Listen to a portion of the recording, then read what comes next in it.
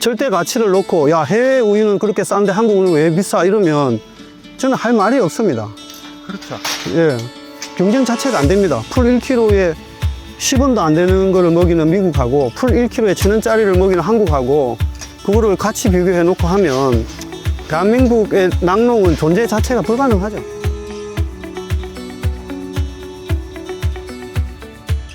엄마, 지금 낙농이 이렇고 이렇게 해서 대한민국의 낙농이 내가 볼 때는 다 망하게 생겼다. 내가 봐서는 내 개인적인 생각으로도 대한민국은 낙농을 안 하는 게 맞는 것 같다. 어째 되겠노? 이랑 우리 엄마가 명답을 이야기했어요. 현재야, 그래도 우유를 무에 안 되겠나?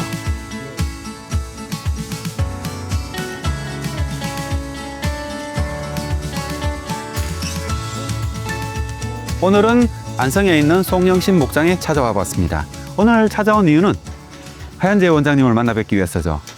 오늘 제가 와서 느낀 거는 소가 좀 다른 것 같아요. 얘가 한우도 아니고 젖소도 아니고 무슨 소입니까 얘들은요? 저지종이라 해서 영국에 있는 저지 섬이 본고장이라 할 수 있죠.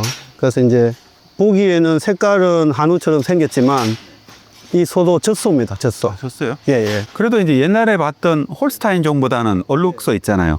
훨씬 사이즈가 작은 것 같거든요. 예, 맞습니다. 뭐 비율적으로 보면 홀스타인보다는 사이즈가 한 70% 정도. 그렇지. 예, 예. 사이즈가 작으면 우유도 작게 나올 거잖아요. 그렇죠. 근데 왜 이 종을 하셨어요?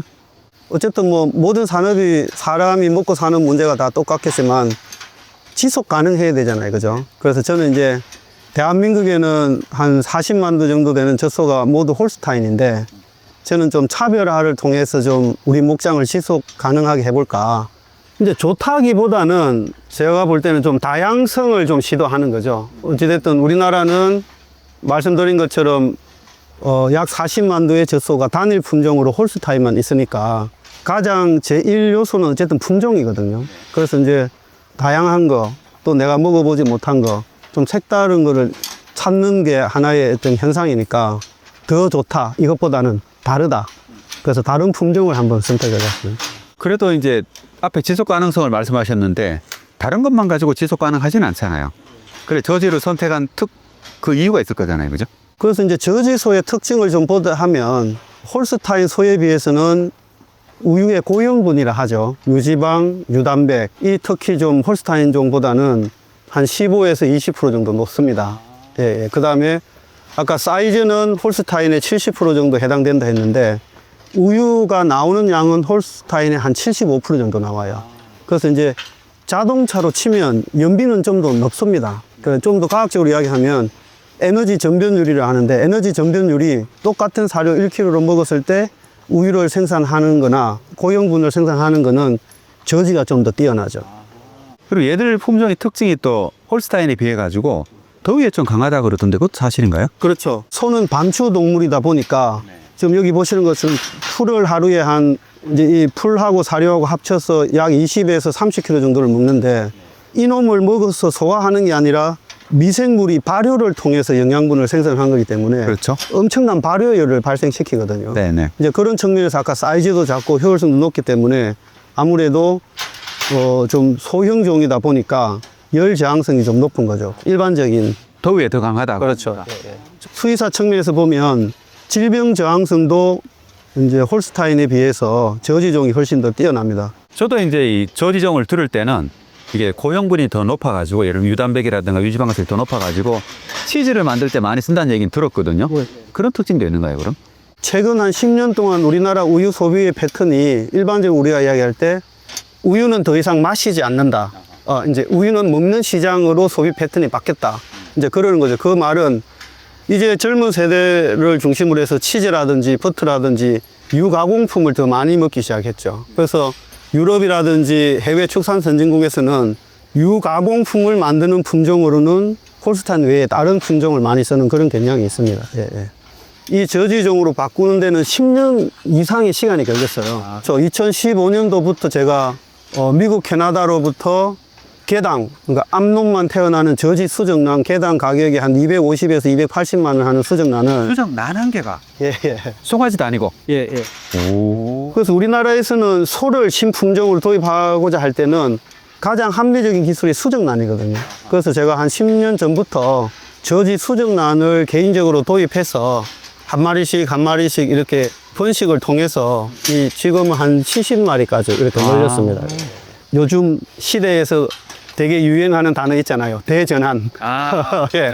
예. 그래서 한 번은 이 틀을 떼야 되겠다. 그래서 한번 급격한 변화를 한번 줘봤습니다. 저는 좀 뭉하다는 생각이 들거든요. 대전환은 좋은데 남들은 다 홀스타인을 키우는데 혼자 저지를 키운단 말이죠. 그러면은 얘들을 누군가 사줘야 되잖아요. 예. 누가 사줘요? 시장이 없잖아요.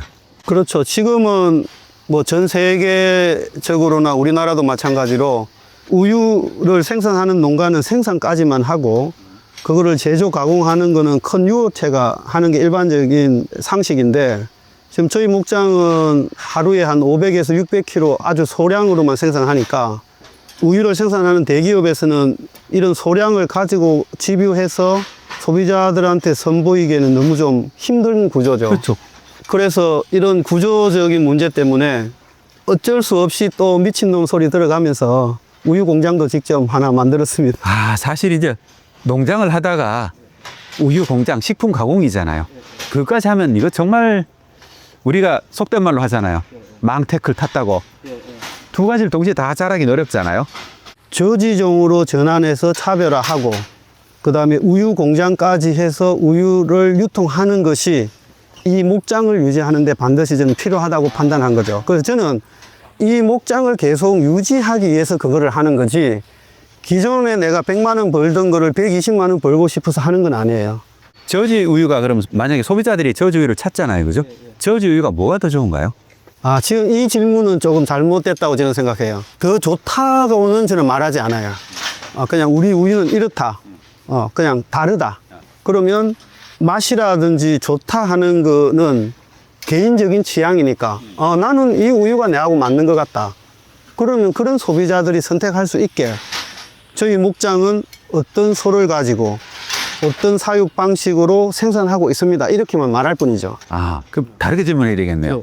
저희 목장의 특징은 크게 세 가지인데 첫 번째는 말씀하셨듯이 홀스타인이 아닌 저지 전용 목장으로 전환을 했다 하는 거. 두 번째는 우유의 단백질은 유청 단백질하고 카제인 단백질이 있는데 그 카제인 단백질은 알파, 베타, 카파로 나누어요. 그래서 그 베타 카제인 중에서 A2 유전자만 있는 소들만 모아놓은 거예요. 이제 세 번째는 전 세계에서 이제 가축으로 사육되는 젖소 같은 산업화되어 있는 젖소 같은 경우에는 하루에 먹는 양을 100으로 봤을 때 풀을 한 50에서 60% 정도 먹고 배합 사료를 한 50에서 한 60% 정도 먹는 그런 형태인데 저희 목장은 90% 이상은 풀을 먹는 배합 사료라는 건 옥수수 같은 이런 거 말이죠? 그렇죠. 콩이나 옥수수로 만든 이제 완전 사료라 하죠. 농우 사료라 하죠. 그래서 저희들은 하루 먹는 양의 한 10% 정도만 농우 사료를 먹이고 나머지는 풀이나 건초만 먹이는 그런 형태로 하고 있습니다. 네. 생산성을 극대화하는 것보다는 유지를 높이는 쪽으로 그렇게 좀 제가 한 15년 정도 홀스타인 가지고는 15년 정도는 유기농 목초 우유 그러니까 풀 위주로 먹이는 사양을 했었는데 이제 코로나나 국제 전쟁을 거치면서 한 700kg당 720원 하던 유기농 풀값이 1,200원으로 올라갔습니다. 그 다음에 농우 사료 가격은 한 830원 정도 하던 가격이 1,250원까지 올라갔거든요. 근데 소비 부진이라든지 그 다음에 어떤 소비의 성향의 변화 때문에 유대를 올릴 수 없는 입장인 거예요.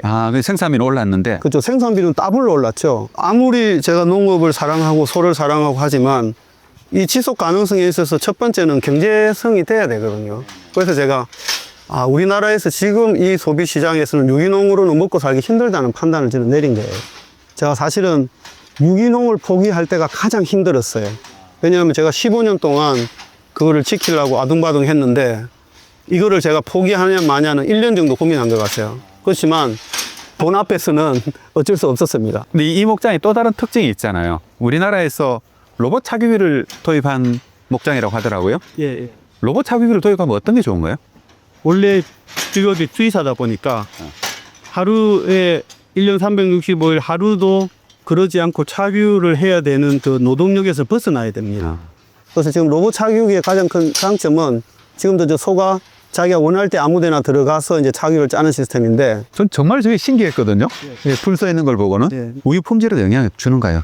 우유 품질에도 영향을 많이 미칩니다. 왜냐하면 우리나라 소는 하루에 평균 32리터 정도의 우유를 생산하는 고능력 우들이 주로 키우는 나라인데 우유의 유지를 관리하는 데 있어서 자주 착유해 주는 게 굉장히 중요합니다.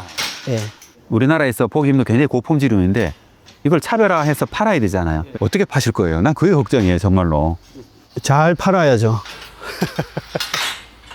근데 같은 가격으로 팔 수는 없잖아요. 가격 차이가 있을 수밖에 없잖아요. 그러니까 이제 먹이는 이 시스템을 유럽에는 TSG라 해서 그 지역 특화 농산물 인증 제도라는 게 있어요. 그래서 유럽의 알프스를 국경으로 대고 있는 나라, 대표적으로 오스트리아, 독일, 프랑스, 이탈리아 이쪽 지역에 한 7천여 정도의 낙농가가 모여 사는 헤이밀크 시스템이라는 게 있습니다.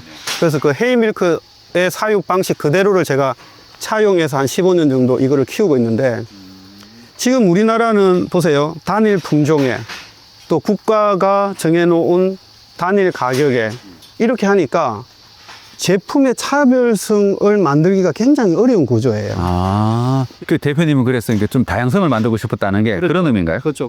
그게 이제 첫 번째 전제 조건이 되다 보니까 모든 우유는 우유 회사만 다르지 옷만 바꿔 입은 거예요. 우유 회사의 옷만 바꿔 입으면 그 회사 제품이 되는 건데 실제로는 사육 방식도 100% 똑같고 품종도 똑같으니까 차별화를 만들기 굉장히 어려운 구조죠. 그러니까 계속 이 농장을 지속 가능하게 하려다 보니까 새로운 방식을 선택할 수밖에 없었고 생존의 방식으로 계속 하나씩 개척해 나가는 거지 큰 청사진을 내가 만들어 놓고 하는 건 아니에요. 왜냐하면 지금 제가 한 30년 정도 이 대한민국 축산에 종사해 보면 시간이 지날수록 정말로 예측이 불가능한 시대에 살고 있다는 게 너무 현실이 와 있어요. 그러면 그때 적극적으로 변해야 되는데 예. 그래서 이제 대한민국의 모든 소비자들이 비판하는 그거 야 한국 우유는 왜 이리 비싸 외국에 가면 이렇게 싼데 저는 용납할 수 없어요. 왜냐하면 미국에 있는 소, 유럽에 있는 소, 또 남미에 있는 소는 하루에 먹는 그 풀값이 1달러가 안 됩니다. 근데 우리나라는 여기 있는 이 풀 있죠. 톨페스큐라는 풀은 1kg에 680원이에요.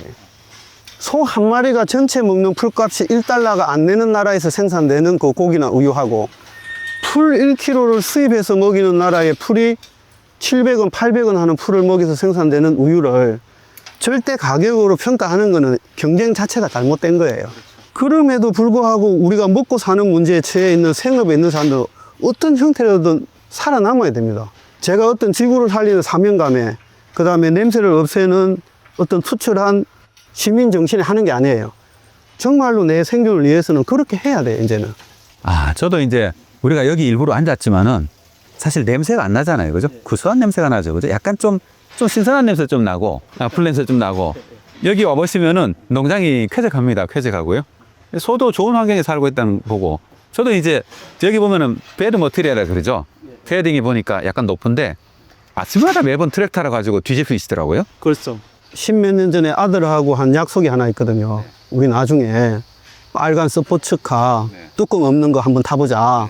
아니 그래서 저 뒤쪽에 있는 저 빨간 트랙터 있죠. 저 뚜껑 없는 거. 포카예요? 예, 매일 우리 아들하고 타고 있습니다. 한 6년 전까지만 해도 보통의 목장하고 똑같았습니다. 소는 하루에 10시간 이상 앉아서 새김질을 하는 게 소의 본능이에요. 그래서 무거운 체중을 이기면서 10시간 앉아 있으려 하면 이 우리 사람으로 치면 침대라 하죠. 여기가 굉장히 안락해야 됩니다. 그래서 우리 축산 농가들은 항상 여기에 톱밥을 두툼하게 깔아주고 그 위에서 소를 키우는 시스템이에요. 근데 유기물이라 하는 거는 계속 눌러지고 퇴적되고 공기가 들어갈 수 없는 현기 상태가 되면 악취가 나는 거거든요. 그러니까 저희 목장도 사실은 그런 목장 중에 하나였습니다. 근데 제가 이거를 우유를 앞으로 내가 직접 생산해서 소비자들한테 공급하게 하려 하면 언젠가는 우유를 먹는 소비자들 우리 목장에 와볼 텐데 정말로 냄새가 없는 목장을 한번 만들어 봐야 되겠다 하고 어쨌든 이 농장에서 이 농장이 계속 살아남으려 그러면은 결국은 자체 판매가 많이 늘어야 되네요. 맞습니다. 예. 저는 더 좋다, 이걸 먹어야 된다는 말씀을 못 드리고 A2 유전자만 가진 저지소에서 유럽의 생산 방식인 헤이밀크로 생산한 우유입니다. 영양학적으로 보면 유단백이나 유지방이 한 15에서 20% 정도 더 넣고, 특히 이제 가장 특징적인 거는 지방산 구성에 있는데 오메가6 대 3 비율이 2대1 정도 나옵니다. 집에 부모님들이나 이런 성인분들이 먹는 약은 영양제는 전부 다 오메가3 약이잖아요. 그러니까 오메가3를 먹어서 오메가6 대 3 비율을 맞추는 구조로 만들거든요. 자기 몸을 챙기는 소비자나 또 이런 식품청의 지식이 있는 소비자들은 축산물을 선택할 때 그 오메가6 대 3 비율을 굉장히 참고를 많이 합니다. 살균이 또 많이 다르잖아요. 예, 예. 살균 방식은 또 그전에 제품하고 또 다른가요? 저희 이제 우유는 보통 63도씨에서 30분 살균하거나 네. 75도씨에서 15초 이상 살균하거나 138도에서 아주 짧은 시간 살균하는 세 가지 방법이 일반적인 형태인데 저희들은 한 2주 정도 유통할 수 있는 75도씨에서 여기서 판매하는 우유는 어쨌든 간에 1, 2주 내에 다 팔린다는 겁니다. 그렇죠. 이제 유럽에는 그런 트렌드가 있는데 빨리 상할수록 좋은 우유입니다. 우유가 살아있는 거죠. 예, 예. 왜냐하면 장기 보존이나 장거리 유통을 위해서 살균하는 거지 우유를 더 좋게 만들려고 살균하는 건 사실은 아니에요. 그래서 최대한 목장을 깨끗하고 안전하게 관리하면서 또 우유도 살아있는 우유를 만드는 게 이제 저는 좀 차별화 요소로 가져가는 거죠. 근데 사실 이제 가격적으로는 약간 좀 차이가 나는데 소비자들이 충분히 이해를 해야 되잖아요. 그 왜 그런 차이가 나는지를, 그죠? 그렇죠. 저는 비싸야 된다, 비싸서 좋다 그런 게 아니라 저는 제가 기울이는 노력이나 가치는 이 정도 받아야 된다. 우리나라에는 없는 독특한 시스템이고 새로운 품종이고 새로운 맛이고 새로운 풍미고 또 새로운 농장이고, 그죠? 그렇죠. 그래서 이제 만약에 제가 이제 구현하려고 하는 이 제품을 이제 소비자한테 어떻게 보면 좀 판단을 맡긴다 해야 되나? 그런 이제 지금 시기죠, 사실은. 그래서 저는 어쨌든 이 농업이 농업을 통해서 큰 부자 될 수 없다는 걸 저는 몸으로 알고 있고, 그 다음에 농업의 가치는 다양성을 유지하면서 오랫동안 해야 되는 거에 가치가 있다고 보기 때문에 제가 죽든지 살아남든지 하는 거를 아주 롱텀으로 한번 해볼 생각입니다.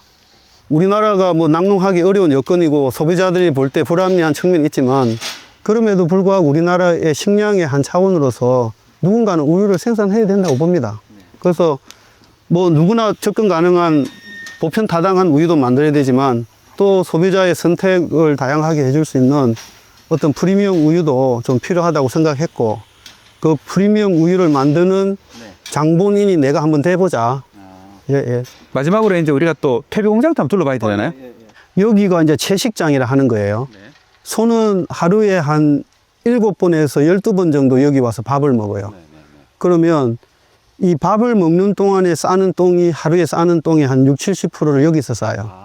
그럼 이거는 아무리 해도 이렇게 건조하게 관리하기는 굉장히 어려워요. 약간 축축할 수밖에 없죠. 그렇죠. 여기는 항상 킬링필드죠. 우리 목장은 매일 한 번 긁어서 저 퇴비장으로 보냅니다. 그럼 저 퇴비장에서 저 교반기를 통해서 계속 공기를 섞어가면서 발효를 시키는 거죠. 매일 하루에 한두 번 로타리를 통해서 공기를 넣어주고 여기에도 피터모스를 넣고 저 퇴비 교반기로 이제 제가 온도, 습도를 측정해 가면서 부속도나 냄새를 맡아가면서 일주일에 한 번 돌릴 때도 있고 3일에 한 번 돌릴 때도 있고 이렇게 나옵니다. 이런 시스템이 딴 데도 많이 할 수 있잖아요. 그러니까 이제 저는 아까도 말씀드렸듯이 생존을 위해서 찾다가 우연히 제가 알게 됐어요. 아무도 안 해본 거니까 대한민국에서 제가 6년 동안 실험해보면서 유지를 하고 있고, 그러니까 이거를 유지하는 저도 매일 아침에 신기해요. 이게 유지돼. 저는 엄청 신기해요. 저도 저수 목장 많이 다녔거든요. 미국도 가보고 영국도 가보고 다른 나라도 많이 가봤는데 이런 목장은 잘 없는 것 같아요. 제가 이걸 6년 동안 네. 해보면서 느낀 게 뭐냐면 냄새를 없애야 되겠다. 근데 제가 해봤더니 결론, 하루도 안 빠지고 하는 저 로타리가 굉장히 중요하다. 주인의 노동, 주인의 열심이 90%예요. 여기서 제가 파리 한 마리 찾으면 100만 원 드릴게요. 파리 없습니다. 진짜로 한번 찾아보세요. 파리 한 마리도 없어요. 풀에는 그 풀의 수액이 있기 때문에, 아까 우리가 저기서 소가 밥을 먹는 데는 풀이 있으니까 저거는 그냥 통과 어뢰입니다. 그렇지만 여기는 파리가 없네. 이 우사 바닥하고 똥장은 사람의 노력에 의해서 없앨 수 있습니다. 어이구, 쟤들이 찐 나갔어요. 아, 예. 자, 자, 자.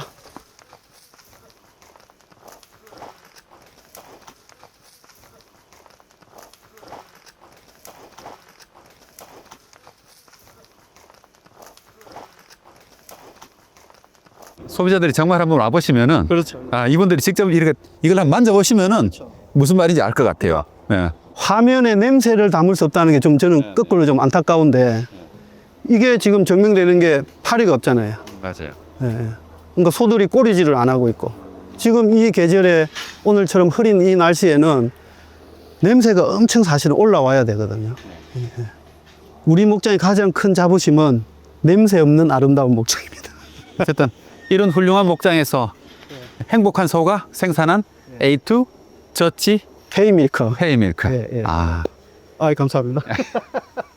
오늘 뭐 요거도 나갔는데 사실 우리 이거는 광고나 협찬이 전혀 아니고요. 그냥 제가 생각하고 있는 것 중에 하나가 우리나라에 어떻게 보면 지속 가능한 농업을 위해 가지고 소개하고 싶은 농장이 있으면은 한번 찾아가자는 생각을 하고 있거든요. 그러니까 혹시라도 농민분들 중에서 제가 왔으면 좋겠다 싶은 게 있으면 좀 댓글로 달아주시고요. 굉장히 좋습니다. 오늘은 제가 이제 첫 번째 농장 방문이었고 한국 농촌의 지속 가능한 미래를 위해서 새로운 농업을 추구하시는 분들에게 많은 응원도 부탁드리겠습니다.